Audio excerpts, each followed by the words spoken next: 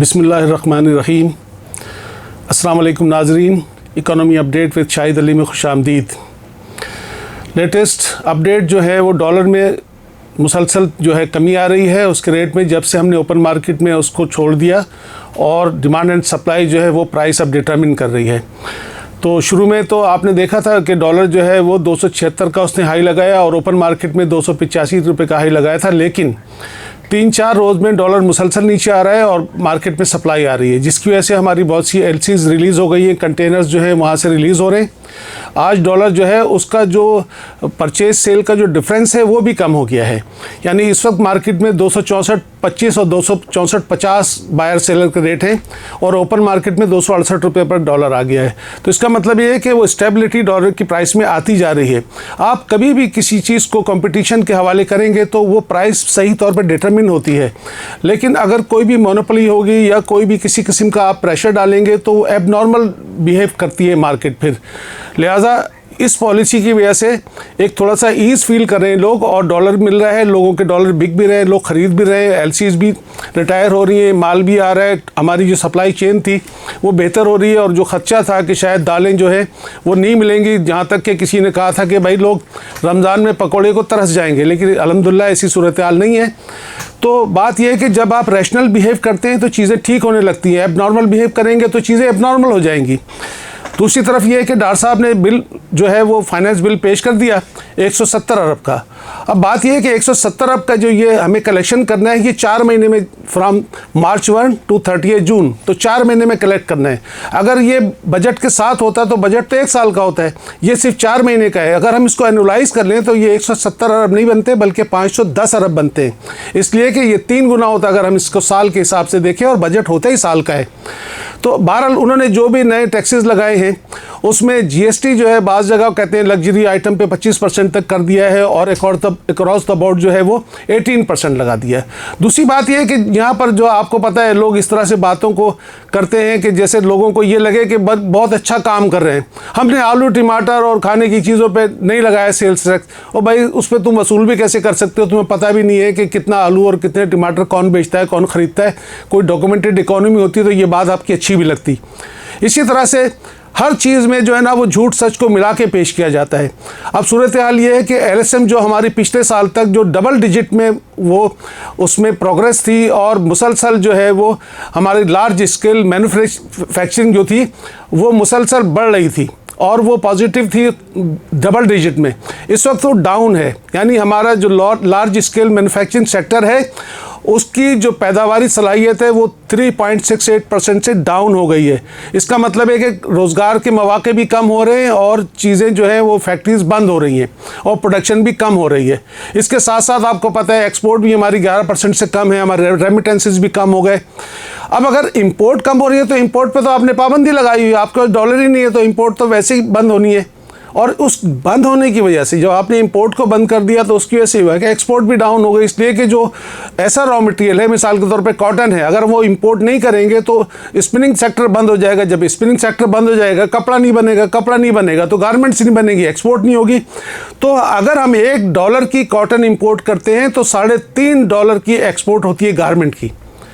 तो इनको ये 2-4 का भी हिसाब शायद नहीं आता, इनका क्या इलाज किया जा सकता है। हर आदमी सियासत की निगाह से बात कर रहा है। अब एक और बात आई कि जनाब प्राइवेटाइजेशन जो है हम उसको तेज़ कर देते हैं। इससे पहले जो उन्होंने कहा था कि जो कतर ने कहा था कि हम इन्वेस्टमेंट करेंगे, तो उनको जो हमने मुख्तलिफ आइटम बताए थे वो चूँकि लिस्टेड कंपनीज़ हैं उसकी प्राइस डिस्कवरी हो चुकी है, उसको ये पता है कि इसकी वैल्यूएशन कंपनी की क्या है। लिहाजा जो लिस्टेड कंपनीज़ होती है स्टॉक एक्सचेंज में उनके शेयर कोट हो रहे होते हैं, लिहाजा उसकी जो वैल्यूएशन है वो हमें मालूम होती है कि इस कंपनी की वैल्यू क्या है। लिहाजा OGDC या पाकिस्तान पेट्रोलियम लिमिटेड या पाकिस्तान नेशनल शिपिंग कॉरपोरेशन या PIA या नेशनल बैंक ऑफ पाकिस्तान, ये सारे इदारे लिस्टेड कंपनीज़ हैं और इनकी वैल्यूएशन तो आसानी से हो सकती है। लिहाजा इसमें वो शेयर परचेज़ कर लेंगे, कोई डील कर लेंगे, गवर्नमेंट के पास जो होल्डिंग है वो परचेज़ कर लेंगे। लेकिन जैसे स्टील मिल है या जो हमारा हैवी इलेक्ट्रिकल जो कॉम्प्लेक्स है वो है, या फर्स्ट वुमेन बैंक है, या हाउस बिल्डिंग कॉरपोरेशन है, इनको भी ये बेचना चाहते हैं। अब इसके लिए ज़ाहिर है वज़ीर आज़म ने कह दिया है जी जल्द से जल्द जो है प्राइवेटाइजेशन कमीशन इसके फाइनेंस जो एडवाइज़र है उसको फौरी तौर पे अपॉइंट करे और वो इसकी वैल्यूएशन करे और फिर इसकी मार्केटिंग करे और फिर उसके बाद इसको बेचा जाएगा। तो बात ये ऐसे करते हैं जैसे 1 मिनट में काम हो जाएगा। ये तो सालों का, महीनों का हिसाब किताब है, ये इतना आसानी से नहीं होता। बहरहाल इस तरह के पॉलिटिकल बयान दिए जाते हैं जैसे पता नहीं अभी वज़ीर आज़म साहब ने कह दिया है, बस जैसे कल हो जाएगा सारा काम। दूसरी तरफ एक बात कराची वालों के लिए यह है कि के इलेक्ट्रिक जो है वो तकरीबन उसके 100 साल पूरे होने वाले 30 जून को, जिसके पास बिल्कुल मोनोपोली थी और कराची में उसके अलावा कोई दूसरी डिस्ट्रीब्यूशन, जनरेशन या ट्रांसमिशन की कंपनी नहीं थी। अब उस कंपनी ने भी फैसला किया है कि हम भी चाहते हैं कि हमें एक्सक्लूसिव राइट्स ना हो और दूसरी कंपनी को भी राइट दे दें। वजह सारी ये है कि वो भी तंग आ गई है, इसलिए कि सरकारी इदारे बिजली इस्तेमाल करते हैं, बिल नहीं देते। बहुत सारी कच्ची आबादियां हैं, वहाँ पर बिजली इस्तेमाल होती है, चोरी होती है, बिल नहीं ले सकते। तो 1 क्वार्टर का जो नुकसान अभी के इलेक्ट्रिक का हुआ है वो तकरीबन 6 अरब का हुआ है। दूसरी तरफ वो कहते हैं कि हमारे 130 अरब जो है वापडा की तरफ ड्यू है, वो हमें नहीं मिल रहे। फिर इसके अलावा जो है यहाँ पर रिकवरी का मसला होता है, इतने सारे जो इदारे हैं वो बिल नहीं देते। अभी जो बात की गई है वज़ीर ख़जाना साहब ने जो बयान की है असेंबली में खड़े होकर, वो कहते हैं जनाब हमारी जो बिजली की पैदावार है पूरे मुल्क की, उसकी लागत 3000 अरब है और जो रिकवरी है वो सिर्फ 1600 अरब है। आप बताइए, तकरीबन कोई आधे हाथ का फ़र्क हो गया। ऐसा कहीं होता है यार? तो अब उनसे डिटेल बताते हुए कहते हैं कि जी इसकी 3 वजूहात हैं, हालांकि वो 4 वजूहात हैं। वो कहते हैं वजूहात ये हैं कि जो बिजली हमारी है उसके लाइन लॉसेस होते हैं, ट्रांसमिशन में जितनी निकलती है वो मंजिल तक उतनी नहीं पहुंचती। दूसरी बात ये है कि उसमें चोरी होती है। अब बताइए, चोरी होती है, इसका इलाज भी नहीं है हमारे पास। तीसरी बात ये है कि रिकवरी नहीं होती, लोग बिल पेमेंट नहीं करते। बिल पेमेंट नहीं करते तो आप उसका कनेक्शन काट दें, इसमें क्या मसला है? ये हर साल क्यों चला जा रहा है भाई? ये क्यों कह रहे हैं कि आप जब 3000 में से 1600 अरब अगर वसूल कर रहे हैं तो 1400 अरब का नुकसान हर साल कर रहे हैं, तो ये जो नहीं पेमेंट कर रहे हैं उनको बिजली क्यों मिल रही है? और जो चोरी कर रहे हैं उसका इलाज क्यों नहीं हो रहा है? लाइन लॉसेस समझ में आते हैं, 2-1% होते होंगे, 3% होते होंगे। और चौथी चीज़ जो उन्होंने नई बयान की वो है सब्सिडीज़, जो हम इंडस्ट्रीज़ को भी दे देते हैं और जो छोटे हमारे स्मॉल कंज्यूमर्स हैं, चले उनका तो हक बनता है कि उनको हम दे दें, लेकिन ज़्यादा बेहतर होता है टारगेटेड सब्सिडीज़ दिए जाएं। सबका रेट एक हो, लेकिन उनको जैसे बेनज़ीर इनकम सपोर्ट प्रोग्राम है, इस तरह से टारगेटेड सब्सिडी दी जाए, उनको उनकी माली मदद की जाए, लेकिन रेट एक हो ताकि इस तरह की बेज़ाब्तगी ना हो सके। तो बहरहाल के इलेक्ट्रिक जो है, अगर वो मिसाल के तौर पर एक और किसी कंपनी को अगर लाइसेंस दिया जाता है तो कराची में 1 से ज़्यादा कंपनीज़ होंगी। लोगों के पास ऑप्शन होगा कि किस कंपनी की सर्विस अच्छी है वो उससे ख़रीदेंगे, उसका रेट अच्छा होगा उससे ख़रीदेंगे। दुनिया भर में ऐसा होता है। एक कंपनी की मोनोपोली होती है तो फिर ज़ाहिर है वो अपनी मनमानी करता है, और ये 100 साल के बाद ये सीन होने वाला है कि शायद दूसरी कोई कंपनी भी आ जाए। तीसरी तरफ जो बात हो रही है वो ये कि इन्फ्लेशन के नंबर जो है वो 33% जो है वो एस्टिमेट किए गए हैं। इसका मतलब 33% अगर इन्फ्लेशन होगा तो ये तो आम आदमी की कमर तोड़ देगा। लेकिन दूसरी साइड पे इसको कंट्रोल करने के लिए जो मेजर इस्तेमाल किए जाते हैं, टूल इस्तेमाल किया जाता है, वो इंटरेस्ट रेट है। और इस वक्त इंटरेस्ट रेट जो मौजूदा है वो स्टेट बैंक का जो पॉलिसी रेट है वो 17% है। लेकिन जो मार्केट में, मनी मार्केट में अगर आप जाके देखें तो 3 महीने पर अगर कोई बोरोइंग करेगा तो उसको 18.24 के रेट पे मिल रहा है पैसा, और अगर 6 महीने की बोरोइंग होगी तो 18.44 पर मिलेगा, और 9 महीने के लिए कोई बाइंग करेगा तो वो 18.74, और 1 साल की जो है 18.84। ये इंडिकेट कर रहा है कि हमें जो अब मॉनेटरी पॉलिसी आएगी उसमें शायद 19% वो कर दिया जाएगा, यानी 2% और बढ़ जाएगी। आप ये सोचें कि जब 16% और 17% का रेट से जब गवर्नमेंट ने बोरोइंग की है, उसकी वजह से उसका जो है 1 क्वार्टर में ही 1.6 ट्रिलियन का जो है वो इंटरेस्ट बना है, जिसकी वजह से हमारा ओवरऑल जो 3950 का बजट में, 3950 अरब का बजट में हमने रखा था एस्टीमेट, वो बढ़कर हो गया 5200। अगर ये 19% होगा इसका मतलब है वो और बढ़ जाएगा। तो हम एक तरफ जो है अपने खर्चे कट कर रहे हैं, लेकिन ये एक मुसीबत जो हमारी इंटरेस्ट रेट की जो हमारे पर आ गई है, इससे कैसे जान छुड़ाएंगे? बात सारी है कि जब तक आप अपने कर्ज़ों को अपने कानून के मुताबिक नहीं रखेंगे, जब कानून बन गया था कि 60% से ज़्यादा जीडीपी के 60% से ज़्यादा कर्जे नहीं ले सकती गवर्नमेंट ऑफ पाकिस्तान, लेकिन उस कानून को तोड़ा गया। और मैंने जैसे पिछले प्रोग्राम में बताया था कि वो पीपल्स पार्टी की हुकूमत जो 2013 में गई थी, उस वक्त वो 2-3% ऊपर था, यानी 62-63% था, और ये नून लीग की हुकूमत में 80% पर ये छोड़कर गए थे।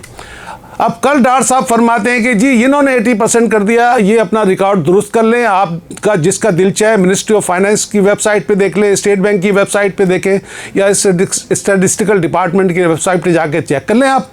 और ये 80% पर खुद छोड़ कर गए थे।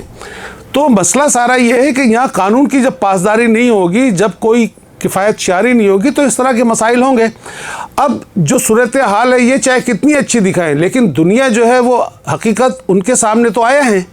अब तमाम जितनी भी रेटिंग एजेंसीज़ है, मूडीज़ है, S&P है और फिच है, उन तमाम ने हमारी इंटरनेशनल क्रेडिट रेटिंग को डाउनग्रेड कर दिया है और वो स्टेबल B से नीचे आके CCC- हो गई है, जो तकरीबन ऐसे मुल्कों की होती है जिनका डिफ़ॉल्ट का ख़तरा होता है। यानी इसका मतलब है इंटरनेशनली हमें देखा जा रहा है कि ये मुल्क डिफ़ॉल्ट कर सकता है। तो ऐसी अच्छी सूरत हाल नहीं है। इस सूरत में हमें चाहिए कि हम बेचैनी को दूर करें, लेकिन यह बेचैनी दूर करने के अलावा और बहुत सारे काम हैं इन्हें। अब जो है बहुत सारा बजट में ये बात कर रहे हैं कि जी एग्रीकल्चर ऐसा है जो सेक्टर हमें उठा सकता है, लिहाजा इसाक डार साहब कहते हैं कि हमने 2000 अरब का पैकेज रखा है एग्रीकल्चर के लिए, और जो DAP है, खाद DAP यूरिया जो इंपोर्टेड होती है, उसमें हम सब्सिडी देंगे। इसके अलावा नौजवानों के कर्जे देने के लिए पैसे रखें 40 अरब, और 40 अरब जो है वो बेनज़ीर इनकम सपोर्ट प्रोग्राम में बढ़ा दिए गए हैं। लेकिन ये सारी लॉलीपॉप से काम नहीं चलेगा। देखिए, किसी भी मुल्क को जब तक डॉक्यूमेंटेशन नहीं होगी, वो मुल्क कोई भी अपना काम नहीं कर सकता। जब आपको ये नहीं पता होगा कि आपकी आबादी कितनी है, आपके यहाँ किसकी आमदनी कितनी है, कौन आदमी क्या कारोबार करता है, कौन सी प्रोडक्शन कितनी है, ये सारी चीज़ें डॉक्यूमेंटेशन से होती हैं। अब अगर जब हमने ये मुशर्रफ के दौर में पहली दफ़ा GST इंट्रोड्यूस हुआ था और पहली मरतबा उसका रेट था 12.5%, और उसके बाद उन्होंने जो अनाउंसमेंट किया था, उन्होंने कहा था हम इसे आहिस्ता आहिस्ता जो है वो कंज्यूमर तक लेकर जाएंगे, यानी रिटेल जो दुकानदार है वहाँ तक हम इसको लेके जाएंगे और पूरी इकोनॉमी को डॉक्यूमेंट करेंगे, और उस वक्त इसका रेट 12.5% से कम करके 5% पे ले आएंगे। लेकिन चूंकि डॉक्यूमेंटेशन नहीं हुई, और डॉक्यूमेंटेशन कराना नहीं चाहते लोग, इसलिए कि डॉक्यूमेंटेशन में ये सब फंस जाएंगे। जो चोरियां ये करते हैं, जो बेईमानी ये करते हैं, जो लोग रिश्वत लेते हैं, उन सब की चोरी और बेईमानी सारी जाहिर हो जाती है, इसलिए कि डॉक्यूमेंटेड इकोनॉमी में ये सब बेईमानी करना मुश्किल होता है। लिहाजा वो उसको नहीं किया गया, और बजाय इसके कि उसे कम किया जाता, वो 17% हो गया, वो 18% हो गया। अब जनाब दुनिया से मवाजना कर रहे हैं कि 18% तो इंडिया में भी है। भाई इंडिया के रिजर्व देखें आपने, इंडिया की इकोनॉमी किस तरह चल रही है इस वक्त, वो दुनिया की 5वीं बड़ी इकोनॉमी बन गई है। सिर्फ आप एक सेल्स टैक्स का मुआवजा कर रहे हैं, बाकी चीज़ों का भी तो कर लें। उनकी IT की एक्सपोर्ट 200 अरब डॉलर की है, आपकी 3-3.5 अरब डॉलर की है। आप कहाँ खड़े, वो कहाँ खड़े, इस तरह बातें नहीं बनती हैं। ये पॉलिटिकल बयान देने का काम तो मिनिस्ट्री का इसका है ही नहीं। जो फाइनेंस मिनिस्ट्री होती है उसकी तो बहुत जिम्मेदारी होती है, उन्हें पॉलिटिकल बयान देने की ज़रूरत नहीं होती है, उन्हें तवज्जो देनी होती है कि मुल्क की मईशत कैसे संभलेगी। लिहाजा हमें इस बात पे तवज्जो देनी चाहिए, मुल्क की मईशत को ठीक करना होगा, बेचैनी को दूर करना होगा, और इसके लिए लॉन्ग टर्म पॉलिसीज़ बनानी पड़ेंगी, और अपनी आवाम से सच बोलना होगा। इन्हीं अल्फाज के साथ इजाज़त दीजिए। अल्लाह हाफिज़।